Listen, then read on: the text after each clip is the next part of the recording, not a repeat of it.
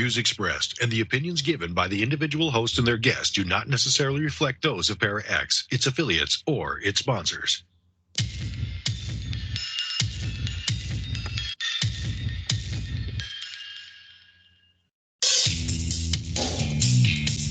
Supernatural, metaphysical, paranormal. You know, all those things you've been wondering about? Are you ready to go deeper into the realms of the unknown?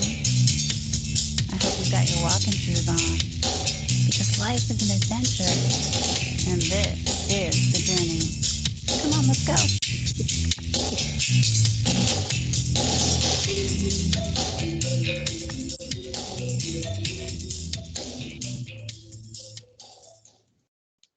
Hello and welcome to the show, everyone. This is the Journey Radio Show, and we are the She-Squatchers.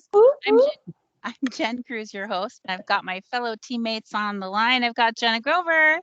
Hello, hello, hello. And Tammy Trickle. Hey, everybody. And we are so excited tonight. Last week we had Mel Scahan on.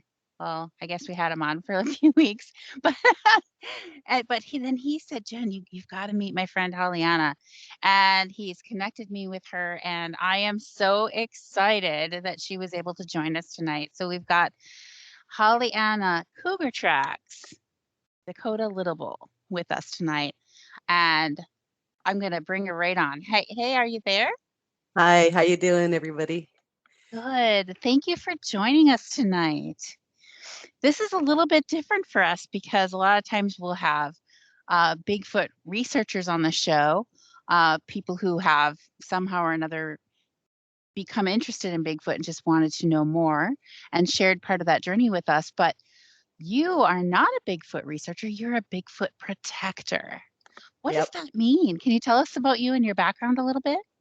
So I'm from the Yakama Nation. I grew up here on the reservation, and I also lived in Seattle while my mom was going to college. But I always came back in the summertime, and I stayed with my uncle. And he was a road builder, and so we lived up in the mountains all summer long. And so the mountains were my backyard. And that was when I had my first interaction as a kid with what I called my brother. And we call them kui eyes. They're the whistlers. And so to me, it was just normal. And then my uncle kept asking me, who are you talking about? Your brother, your brother, your brother. And I'm like, kui eye. And he's like, that's your brother? And I would do things like be riding my horses up in the mountains and get pine cones thrown at me, or I would hear it, clapping rocks, and it was like it just kind of followed me around when I was up in the mountains. And so to me, it's just something normal, and I consider myself a protector because our teachings are that Bigfoot is the protector of all living things. He takes care of the forest, he takes care of the trees, the animals, the water, all of it. And so if he were to die or disappear, so too would everything else. And so everything would die around him because he wouldn't be there. He wouldn't be there to protect the mountains, basically. And so just living up in the mountains all year, all summer long, and in the springtime and during winter breaks, it just became something normal to me. And I never talked about it for a long time until Mel wrangled me in about 2 years ago and was like, come on, you got to tell this story. You got to tell your story. People need to know. And I'm like, well, I'm not a researcher. I consider myself a protector. And he's like, yeah, I know. And so I'm a researcher's nightmare. I will erase footprints. I will burn hair. I will do whatever I have to do to help people not believe. And that's to me just something that's important to me, and it's important to my heart. that we protect. And I consider myself a water protector, an environmental protector. Those are things that are just, that's part of our upbringing. And that's how I kind of got started, was as a kid. Very cool. Wow. Very cool. Jenna and I were at Standing Rock. I wish I could have gone. My cousin was out there, and we were working in Bismarck. Jenna and I were working a retreat in Bismarck, and my cousin said, "Hey, I think you're in Bismarck, aren't you?" And I said, "Yeah." And he says, "Hey, I'm getting a naming ceremony out here. Can you come?" So we went, and it was the middle of November, and we were staying in a tent, freezing our butts off. It was awesome. And Jen's side was actually closed. My side of the tent was open on the bottom. I was freezing. I woke up, my eyes were the size of golf balls. Jen was like, "Oh, are you cold?" I was like, no. It was terrible. It was so cold. Every time I woke up, I was like, "Are you okay over there, Jenna?" And she was not saying a word. So I was like, "All right," because I was thinking. I couldn't. I was frozen shut. I was thinking, I had this really big, my cot was really extra wide. And I was like, well, if she was freezing, because it was really cold in there, I thought, well, she could come over here. I just remember having like this much of my face showing, just enough to get some air by my nose. I know exactly how you feel. I was up in the mountains for a fasting ceremony this last summer, and it was July, and you think it would be, fairly decent.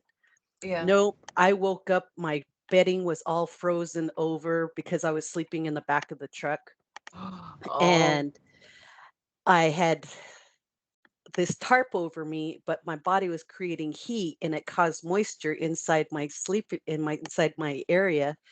And so I woke up and I was frozen and like stuck. I see. Oh no, you poor thing. How'd you get warm?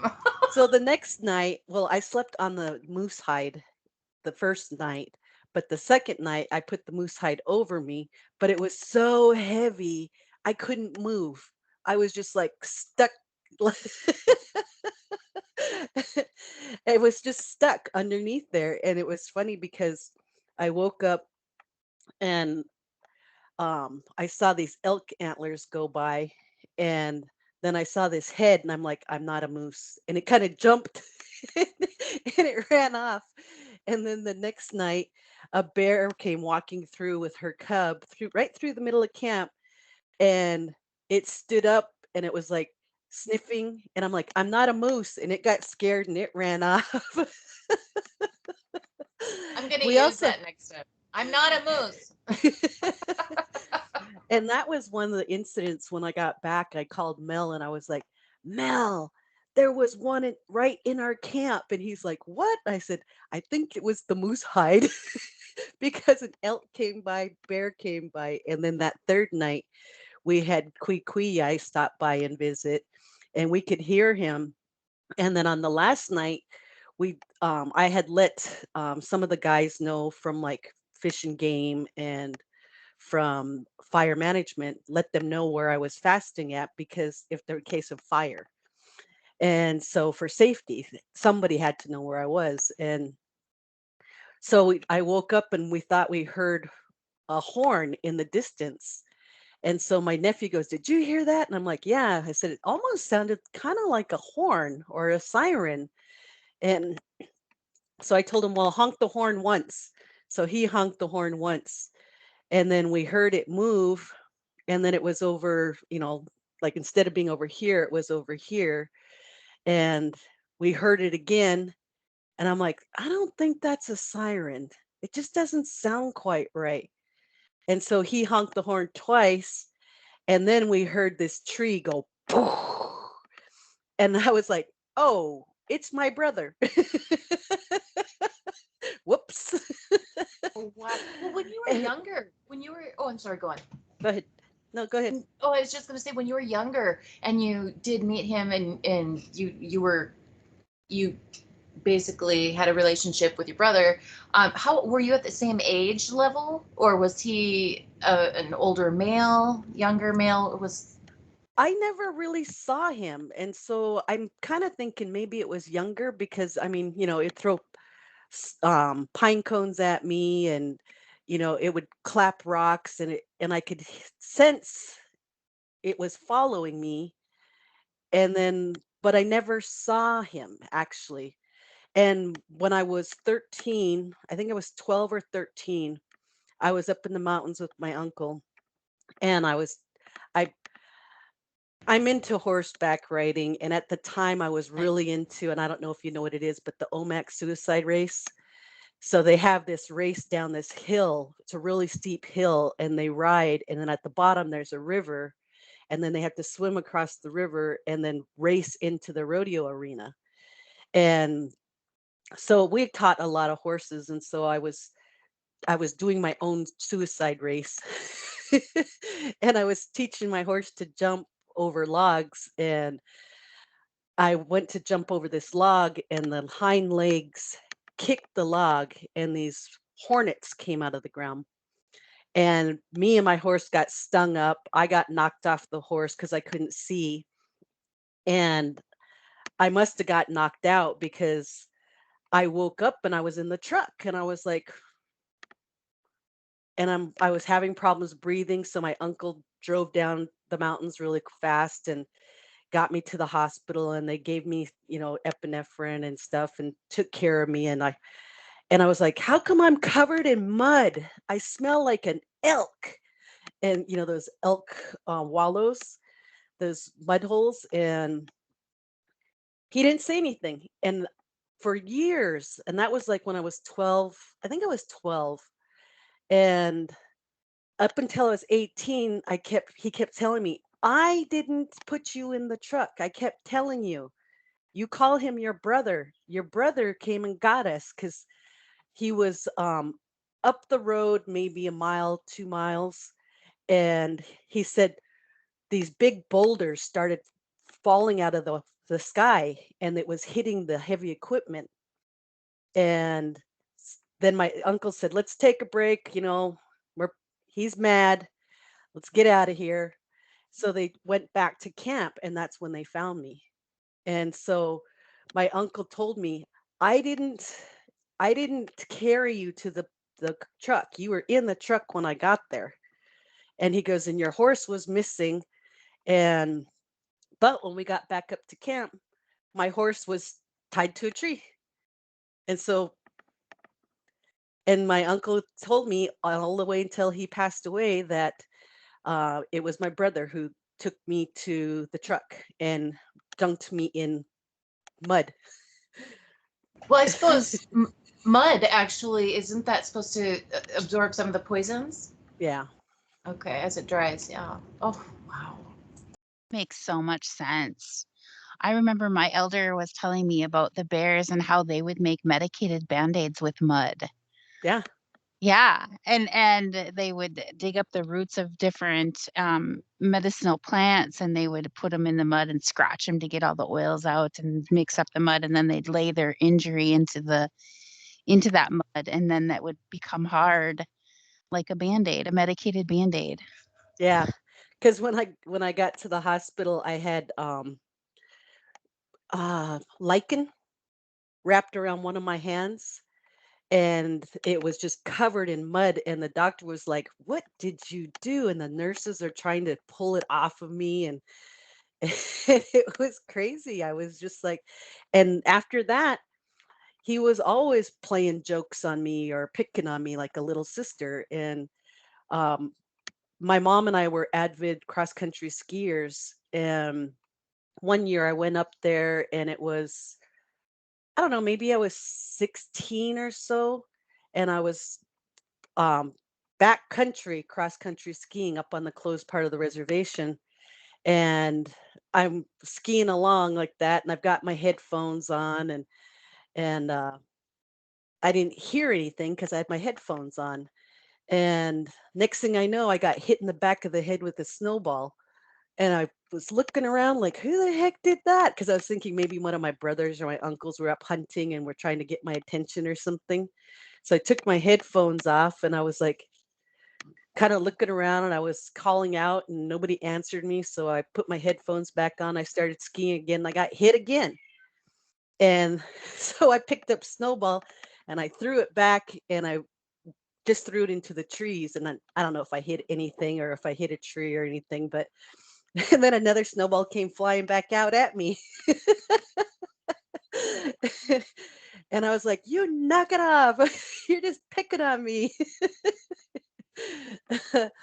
But it's just crazy things like that. And like I was working on a road crew, and we were putting down lignine on a dirt road up in the way remote part of the area. And we had to work at night because of the logging trucks. And so we're up there working at night, and the crew's ahead of me, and I'm at the tail end, and I'm measuring to make sure that we know how much, we actually used. And next thing I know, I get hit in the head with a pine cone, and I'm like, "Oh, you!" And I picked up a pine cone, I started throwing them back, and then all these pine cones kept flying out at me, and I thought it was my crew making fun of me, and because they knew how I felt. And so I was picking up pine cones and throwing them back, and then I kept walking, and then I found the grader, and I'm like, "Why is it running and nobody's in it?" And there was a rock in the cab area, and the window was broken, and I was like, "What the heck?"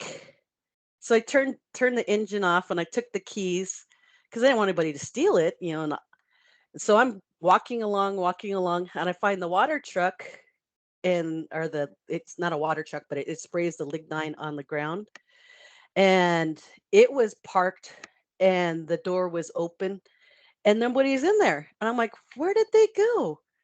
And I'm like, "Huh." So I just kept walking. I got hit with a pine cone again. So I picked the pine cone up, threw it back out towards the trees where it came from. And I'm measuring, going down the road. And next thing I know, I see these headlights coming at me. And then those guys left me. Oh, They no. took off. They got scared, and they left me there by myself. And they're like, "Get in, get in." And I'm like, "What's going on?" "He's picking on us. He threw rocks through our rigs." And I was like, "You probably littered or something. You did something wrong to make him mad." And so I got in the truck, and we took off, and we quit work for that night.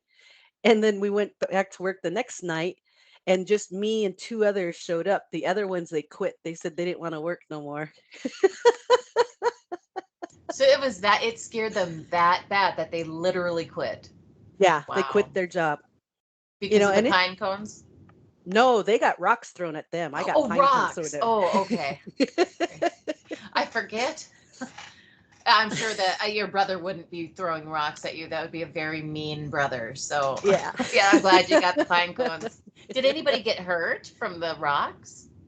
No, they just got the living daylight scared out of them. And one of the guys had some glass on his legs and stuff, but you know, for the most part, he was okay. But he was scared to death. He was like, "Nope, I'm not working up there at night anymore. No But way." was that the first time anybody noticed anything or saw anything? That was the first time any of them had an occurrence like that. Okay, okay. That's what I was wondering. That's why they took off. Yeah. Scaredy So cat. No, I'm it kidding. was it was after dark though, right? Oh yeah, it was in the middle of the night. Yeah. Yeah, that's their time, isn't it? Yeah. And my boss was like, why weren't you scared? It's just pine cones. And then later I told him, I was like, he treats me like a little sister. And he's like, "So this isn't the first time you've had this happen?" And I'm like, "No." And so we were driving up to go work that night. So I told him a couple of stories, and he turned around and drove back down the hills. He's like, "Nope, not going back up there." Uh, and it's crazy because that same area where we were working at is not very far from where I go fasting. Yeah. Okay. Yeah. You know, And one of the elders from my tribe had told me a few years back that and he was kind of upset with the Bigfoot for stealing so much out of his garden. And I said, "Well, just plant more and tell him to take half." He's like, "I'm not doing that." Anyway, he said he was in his sweat. He was having his own little private sweat, and there was one that came inside and sat with him. And I yeah. was like, "Really? Wow, that is so." Have you ever heard of anything like that? No, but when I'm at my fasting ceremonies, there's one area that I haven't been to, and I cycle. I go to different areas all the time, and so we decided next year we're going to go back to the site where it's like literally just below the snow line of Mount Adams.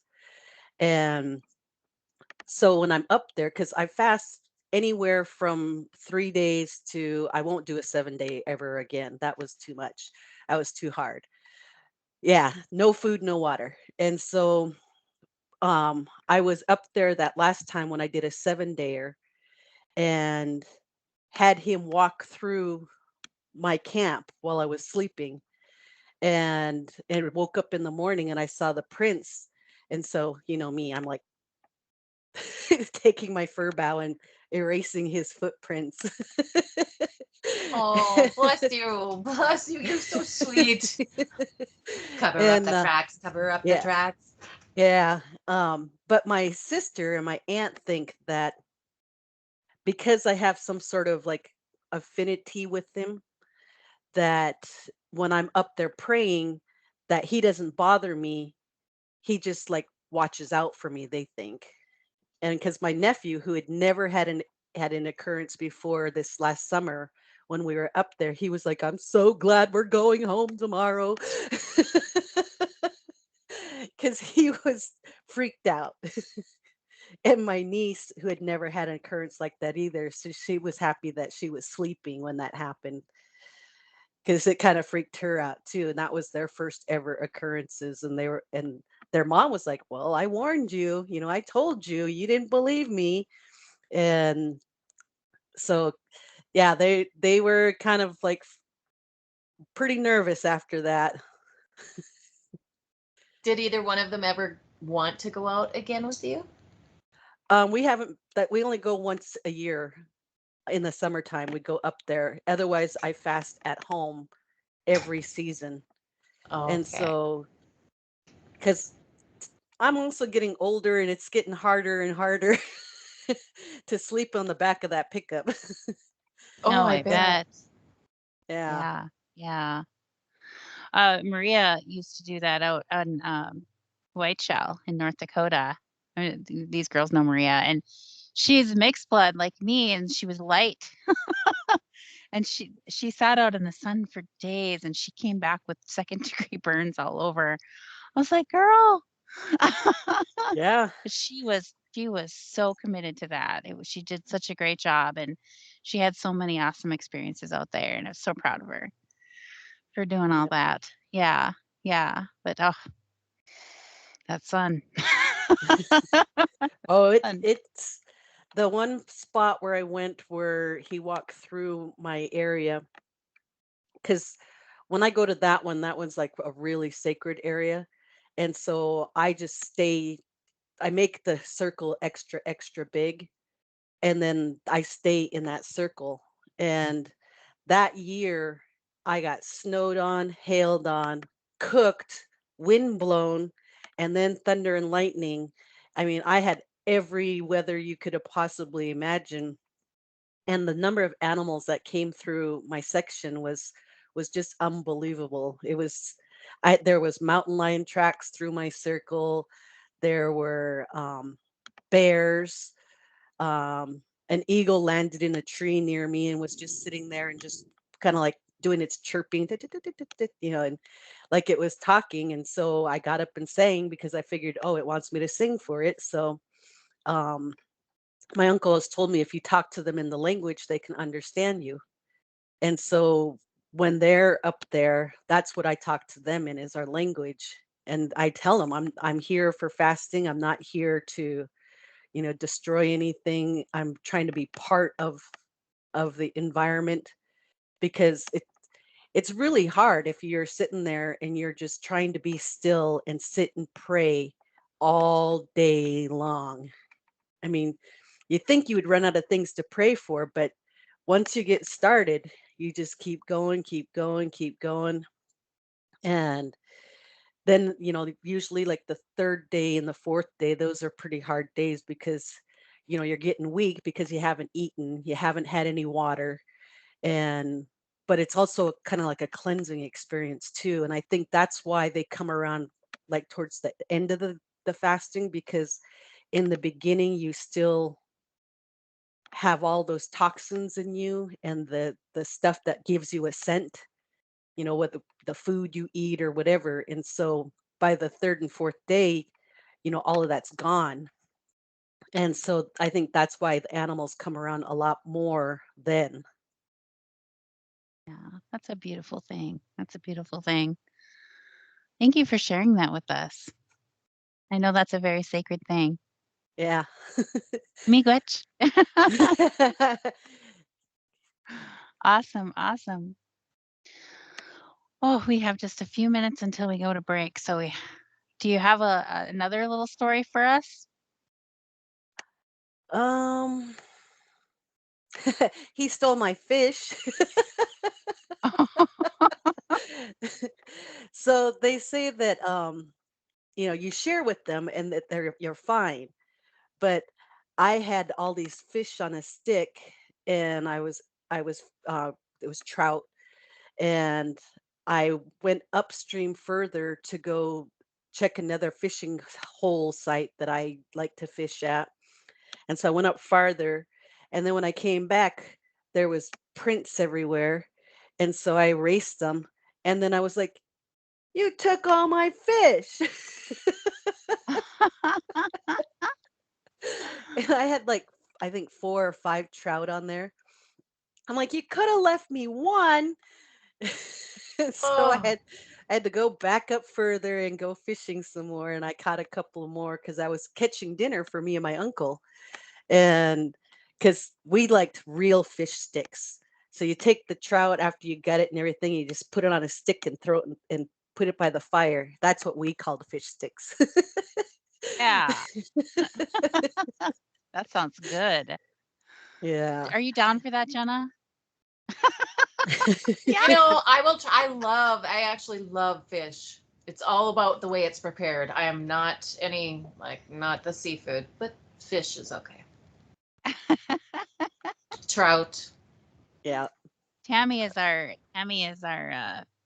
major. walleye.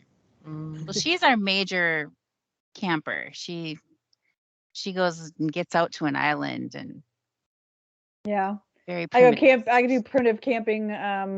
Last time it was on an island in Minnesota in Voyageurs National Park, and the only way you could get there was by boat, and there's no electricity, no running water. We brought across a generator, of course, so we could charge our stuff. But yeah, it's pretty out there and primitive. And I was teaching everybody how to collect fiddleheads and which ones you could eat, and we had a great time. I love going out there. That's awesome. Good times. And you're good at it. I like it too, so that helps. Yes, that's fun. That's fun. Up on my reservation, my elder has a outdoor classroom and sweat lodge and like a whole area back there. And then he cut into the forest what he called the meditation walk that went back and comes back around back to the whole area again. And we were walking back there one day and I saw these perfect little spots and I said, oh, wouldn't it be neat if we could build some wigwams back here?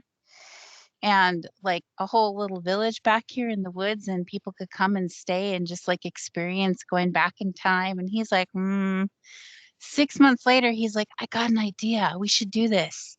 And he's telling me we should put some wigwams back there and get some buffalo hides, and we could have people come and just experience the way it was before. I'm like, that's a great idea. Let's do it.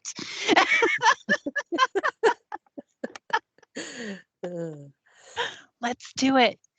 So yeah, I still want to do that. He's passed away shortly after that, and it never got done, but I think it would be so awesome to do that. But yeah, it's a perfect spot for that. So we're at our break time. So we're going to go to commercial break. We'll be right back with HollyAnna. Good job. All right, we're on break. Looking at the Yeah, clock. we're already halfway done. That went by peasy, fast. didn't it? Yes, You it are does. fabulous, my girl. You're doing great. Yeah. Have you ever been on a show before? Well, I'm kind of getting used to doing the Zoom and all of that because of virtual meetings now. And I have been on NPR before, talking about artwork, and I've done another radio show that was over in the Seattle area, and that was a college radio station where they interviewed me about my artwork and stuff like that. So yeah, and I was one of the youngest DJs ever when the Yakama Nation had its first original powwow hour. And Wow. yeah, and so I DJ'd for this radio show for like, I think it was 1 or 2 years, but that was fun. That's awesome. How old were you? Just curious. I think I was in the 6th grade. Wow, very cool. Yeah, sixth grade and 7th grade. I think it was those 2 years. You're a woman of many, many trades. Yeah. I have to stay busy so I stay out of trouble. That's a good plan. That's a good plan. We always get in trouble when we have nothing to do. 30. Thank you, Sarge. Awesome. I don't need any help getting in trouble.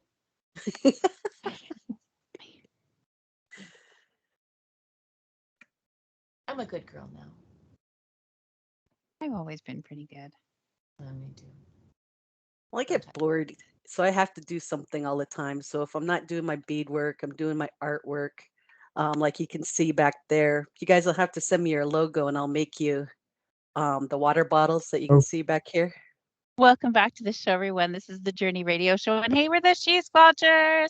Won't you check us out online at She-Squatchers.com? And right there at the top of the page, you can click on our events and see where we're going to be. We're going to be in Washington State on the Yakama Reservation with HollyAnna. She is one of the speakers at the conference that we're going to in April, so please come check us out there. And you can meet us all. That would be so awesome. I can't wait to meet you. And hey, we have a YouTube channel. It's She-Squatchers Official. Would you please come over and subscribe to our channel there? Help us win this YouTube subscribers race that we were challenged to. And we're finally going to put an end to it in April, I hope. And we're on Facebook and Instagram. So please come and like and follow us there as well. Back to our guest tonight. We've got HollyAnna CougarTracks DeCoteau Littlebull. Welcome back to the show. Now, I know that you're a Bigfoot protector and you're very traditional, but do you have any like Bigfoot stories to share with us, like traditional stories at all? Yeah, so Quiquiyai is notorious for joining up with Istieha, which is the little people. And when they get together, they can be pretty ornery and feisty, and they'll play tricks on people, or they'll like destroy your camp. Um, there was this area that we went up to, and we were camped up there, and there was a whole bunch of people there. It was first ceremony, and they told us, go tell them they can't camp over there because there's this like kind of like almost like a big ditch, and nobody ever camped on the other side. And so a couple people went over there and told them, you're not supposed to camp over here. And they didn't listen. And they woke up in the morning and all of their stuff was missing. And, because we're told that they will get ornery and feisty if you are in an area that they consider theirs. And So you're supposed to like leave out like food or something like tokens to kind of like pay them to be in their area. And so it's kind of like a trade. And they didn't do that. And what happened to them has happened to many people in the past is because you're warned as a kid, not to be playing out in the woods at night, not to be um, running around outside after dark because that's their time. And so the Istieha and the Quiquiyai, that camp that was over there, all their stuff was up in this huge ponderosa pine. I mean, way up. There's and it was like their blankets, their pots, their pans, towels, clothes, you name it. It's like they decorated this tree like a Christmas tree, but with all of their belongings. And so they were getting mad and they came and told our camp, "We saw those kids. We saw those kids. They took all of our stuff." And they were like, "We told you not to camp over there, and it's not kids. It's the Istiehas." And they're like, "What's that?" And we're like, "What do you mean, what's that? You come here to the ceremony and you don't know what that's why you were told not to camp over there. We don't camp over there." And now they're going to take all your stuff. And they didn't believe us. And we told them the story about how they get together. And so they couldn't get any of their stuff because it was so high up in the tree. and, and so they had to go back into town and buy more pots and pans and stuff. And they took all of their food. And so um, I went over there and I said, "All right, you got me in trouble now. You're not to camp over here. You pick up your camp and you move over there or leave the ceremony because you're going to get them mad at everybody." And so they finally picked up their camp and moved over. And after that, they were fine. And then our grandpa, he told them the story of Istieha and the Quiquiyai. And they were like, "What? What?" And they're like, "Hey, we told you, they're ornery. If you trespass on their area or you go in their area where what they think is sacred, then you're like messing with it. And so you got your karma." And a lot of people talk about how the the Bigfoot or Sasquatch is like will borrow things from your camps, but they'll return them. And so there's all kinds of stories like that around here. For instance, my mother-in-law, she has one that hangs out by her house, and she always goes outside and she's yelling, go away," and, and getting mad at it and telling it, "You don't belong here." And it's crazy because I was at a ceremony one night, and here at my house where I live right now, my husband kind of got freaked out by one, and because he could hear it outside. And so we live right next to a creek, and so there's a lot of traffic through here, and I can hear the coyotes outside right now. They're howling around. And so when they're doing that, usually those those guys are around. And so um my sister said, "That's because you just attract your friends." And then a couple of times my husband's like, "Your friend was here looking for you." How But did he know? because he went outside and he said something smelled really, really bad. Oh no. And he goes, and it wasn't a skunk, because we do have a skunk that lives in our backyard. And so he goes, "But it wasn't the skunk, it was your friend, I think." And so, yeah, my mother-in-law has a whole bunch of stories. Um, Before my father-in-law passed away, he told me a story where he was up in the Colville area and they were visiting my mother-in-law's friends and family up there. And they were outside the house, or they could hear outside the house like little footprints running around.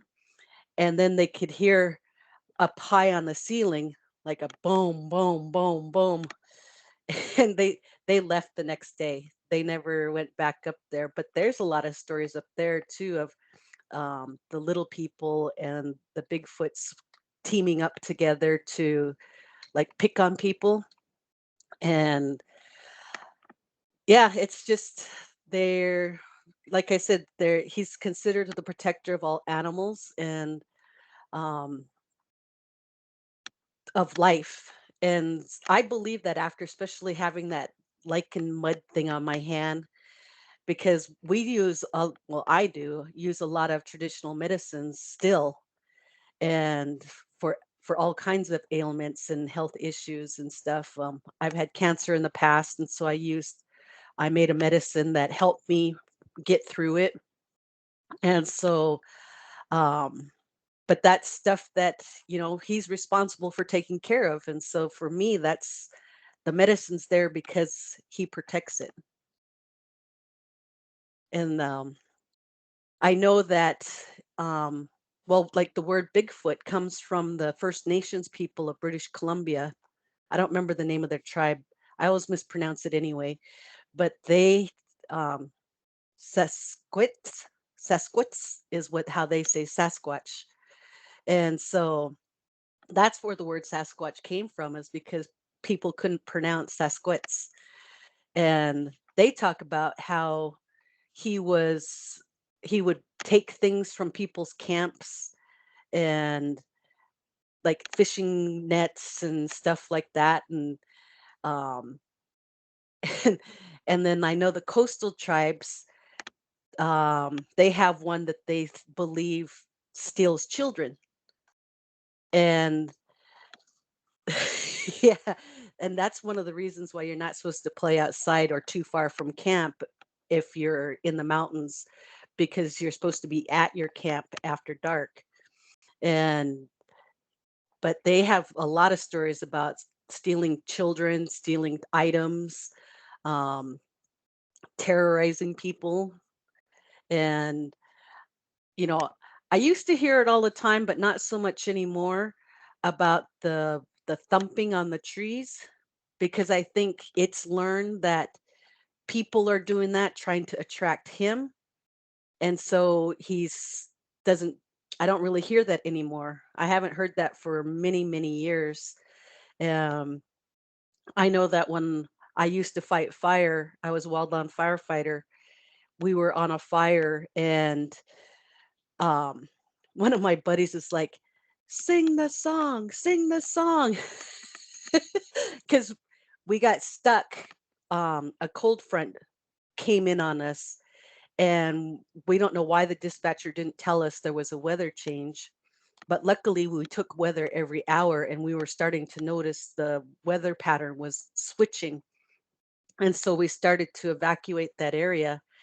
But the fire was moving so fast, and we didn't know it was, that bad. And so we were walking down the trail, and we could see the fire coming closer and closer, and we're trying to double time it. And finally, they said, just drop your chainsaws and take off. And so we were really running then. And so finally, my buddy was like, sing the song. So I sang the song and offered water.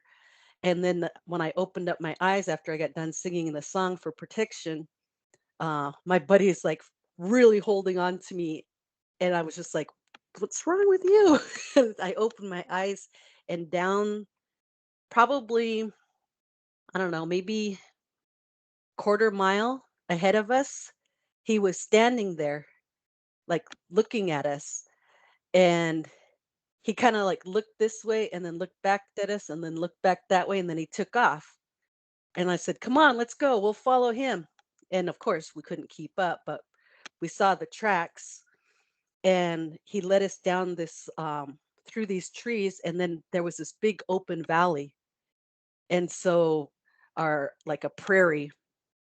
And so we started digging handline around it, and we went to the inside and started it on fire so that we could be in the black. And then the fire went out where we dug the handline. And so we were in there. And when I looked up like that and up on this ridge up above us, he was standing up there, and then he just turned and he left. And all the guys were like, did that just happen? Did Bigfoot just save us? Yeah. Wow. Yeah. So it was crazy. I mean, there's been, that was a lot of those guys' first time ever having an encounter like that. And they were just like, we know you told us, but I saw what I saw, but I don't believe it. And I'm like, fine, good. I don't want you to. And they were just like, wow, that was weird. And so after that, my two guys that always rode with me on my engine when we weren't out on a hand line, they were like, we're riding with you. Our grandma said you're traditional, you have medicine, we're sticking with you. And so they wouldn't let anybody else ride in my engine with me because I drove a 750.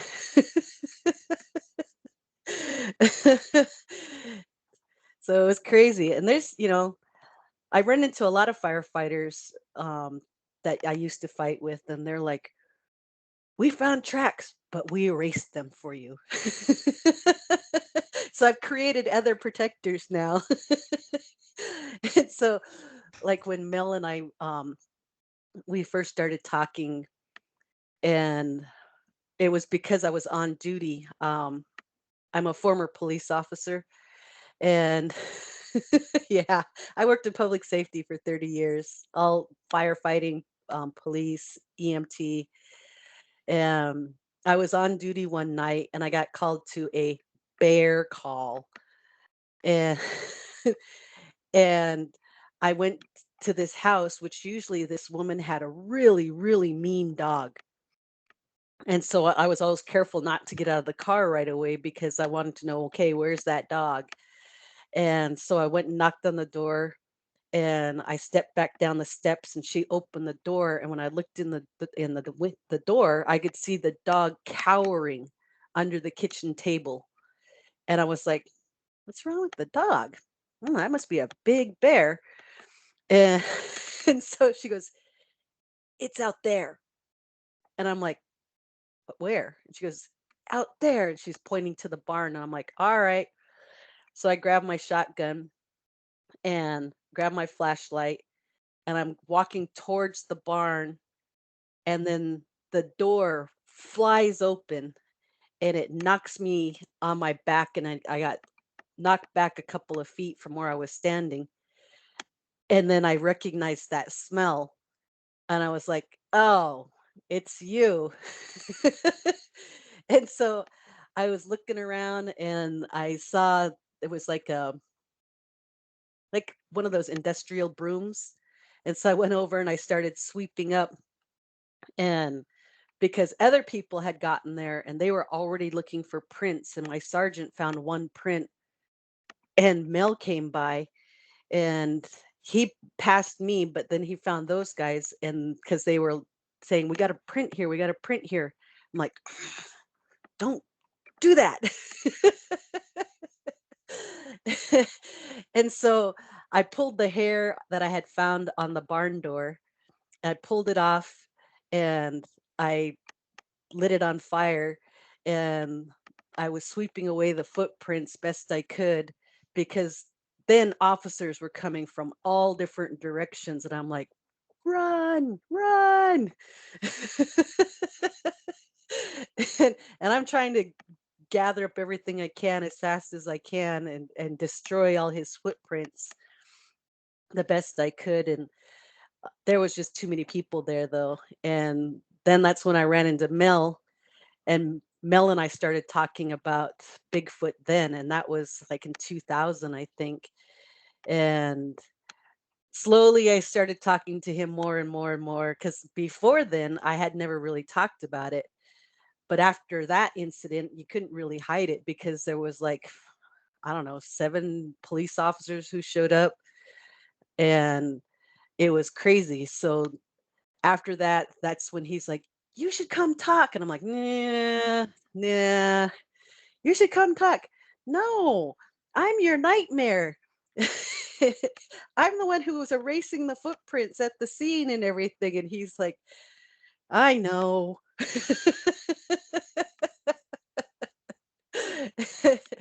And so, yeah, researchers don't like me.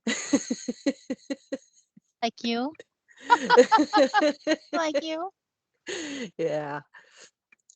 But I've started talking about it more and more often now because, it's just like the environment. If you don't educate people on, like plastic waste or that's why when I made that Bigfoot sculpture, I made it out of, it took me 9 months, literally.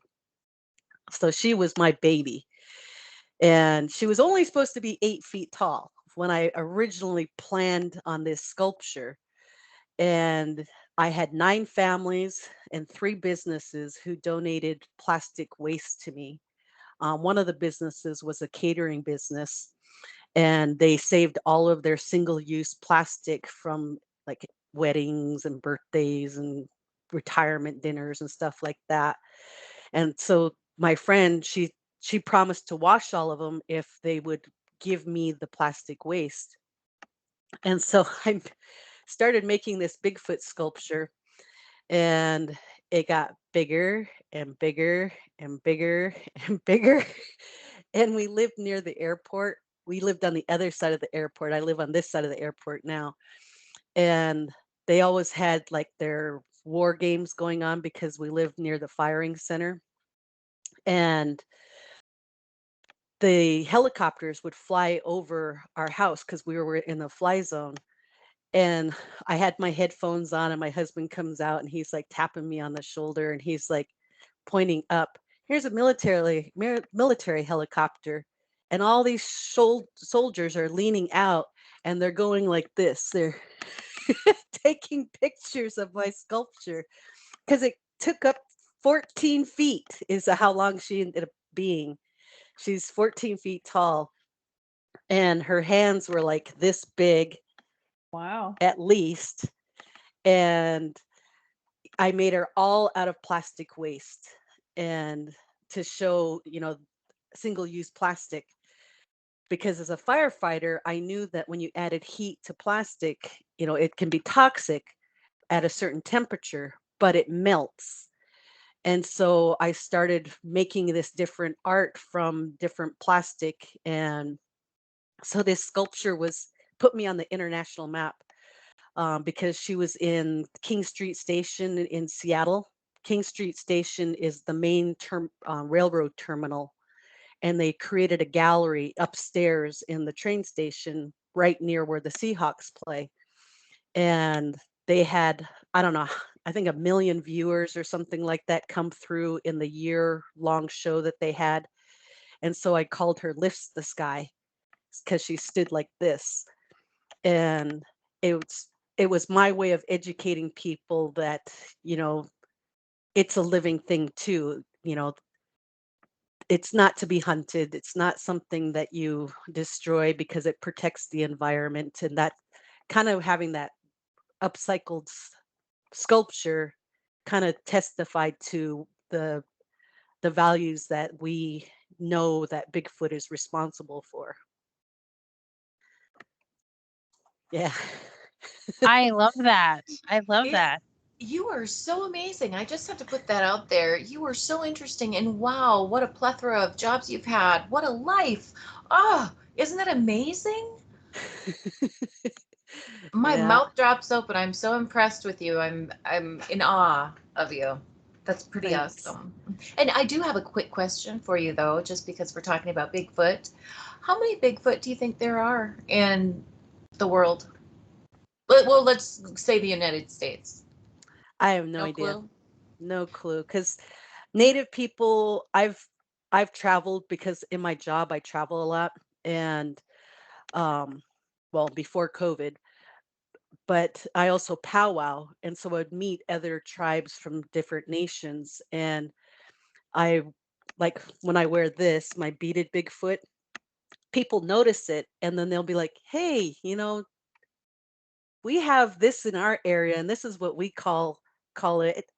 And you know, my grandpa told me stories about Bigfoot. And so I'll hear people talk about it and talk to different Native people. And like my sisters are from Carametus, British Columbia. Um, I have family in Manitoba, and they all have their own different stories. And some of them are similar, and some of them are different. Um, Thomas Seawood from British Columbia, he actually has a coastal Bigfoot mask, and he made his own outfit, and he dances. He does a Bigfoot dance, and so he's really cool. You guys need to talk to him too, because maybe he could show you his dance. But he's planning on being at the Bigfoot con that you guys are coming to. Oh, that's So exciting. hopefully you'll get to see him. And then one of my friends, she's an author, Donnell, and she wrote a child's book, a children's illustrated book about Bigfoot and Firefly, I think it is. And so she would be another great one for you guys to talk to also, because she has stories from her grandmother that about Bigfoot, and she's just really awesome. But you can find her book on Amazon, I think, and she has some pretty cool stories too. But I meet people like that because they're other protectors. And so it's kind of cool, now that I finally started talking about it, because now I'm meeting other protectors, and we're like, yeah, we got to protect them. And um, I'm all for Oregon and Washington State. They're actually considering making a law, making it illegal to hunt Bigfoot. So I'm like, yes, do it, do it. And I was really bummed because I thought Washington State was going to have the Bigfoot license, but it still hasn't come up. They had a plan, they had it design, a mock design of it and everything, and I was like going to be first in line to get my Bigfoot license, but it still hasn't happened yet. But I still No, got my fingers crossed. you mean a license plate? Yeah, Oh, wow. That would be yeah, pretty. yeah. Yeah, for So sure. I hope they get license plates. But I think that would be really cool. But yeah, there's a lot of different stories from different tribes about Bigfoot and the little people. And then like in my dad's tribe, the Turtle Mountain Chippewas, they have the Kukush, which is the witch that steals bad kids. Yeah. And so it's really cool once you start getting into the native legends and stories and talking to other storytellers when they're talking about Bigfoot. And that's why I keep waiting for the Bigfoot con. I'm hoping Omicron doesn't ruin Bigfoot con this year, because there was, like I said, I invited Donnell and Thomas. um, can't remember that other guy's name, but Mel knows him. But he has a Bigfoot outfit, and he's tall. I mean, he's tall, and he dresses up like Bigfoot.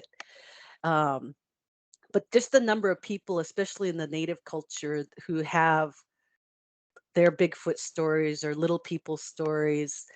I know back east, I met this native who was from, I want to say like the Kentucky area, somewhere in there. Um, but he said that they have something over there that they like is close to a Bigfoot. And so it's supposed to be like a big hairy man. And so that, I think that's pretty cool. Is that the grass man, maybe? Maybe, yeah. Yeah.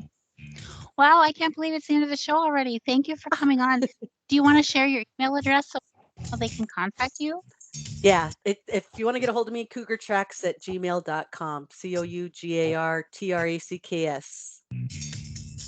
Thank you so much, HollyAnna. Can't wait to see you in person in April at. For sure.